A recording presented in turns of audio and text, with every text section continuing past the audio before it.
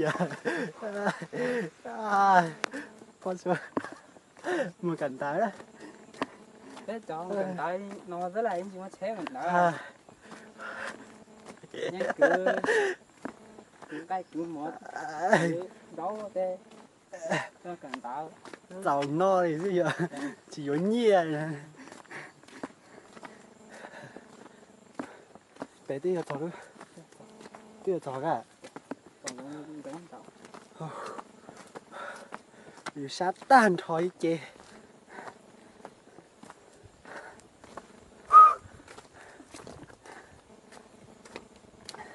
Cái một thuyền là sân lá để bên nuôi đâu. Bên nuôi đang để xử thế nào. Mà có tay nó xem mà.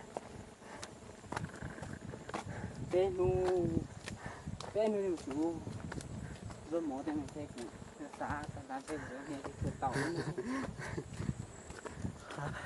Xác được kìa. Cứ đi mấy chọi nó ăn nó đã luôn rồi sáng. Chỉ họ thả cú thế à. Tả chỉ muốn gì mát rồi. Không thấy đết thâu rồi với ta chứ. Gà đê. Nó mỗi thì mới đi học rồi ta. Học cái cứ. Ta sẽ bỏ cho bà đê à. Nó mà. Xá. Học kìa. Ngay tao là thấy tao uống. Những im của nhà ký tài cái lý đó. Im mà như thế. Trời thấy. Không sao ta bắt đánh. Không đấy mà. Đi vô đây mình coi. Chỉ muốn nghe thế thì không biết là. Bây giờ thì siêu của anh lâu đó.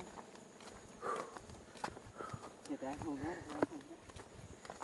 rồi. Anh Hùng phòng chị đó.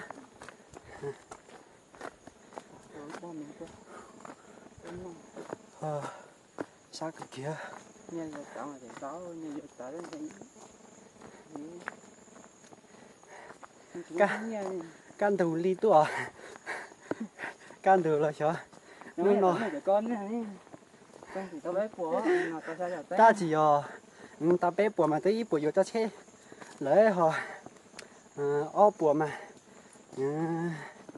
chỉ vô y hay mà tới chỉ tới thấy nói cũng thấy là thấy thế này tao nhớ ra thế nào là sẽ rất là tới một tí đô tí vào tí đâu này nữa tên nó có chỉ mình trả giá để có chỉ gửi đó như lời tao nói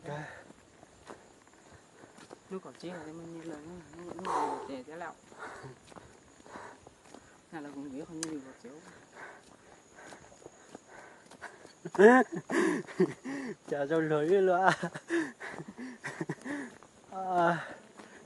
có bao nhiêu à giờ chỉ ba cái gì đến nào đấy nếu không dùng hóa trên nữa tôi chỉ bao đó chỉ đi chòi rộng no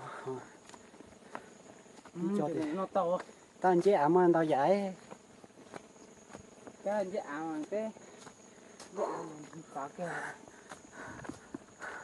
với lúc đó đá là tôi cái tôi đó không cái tôi nhà cơ cái gì chứ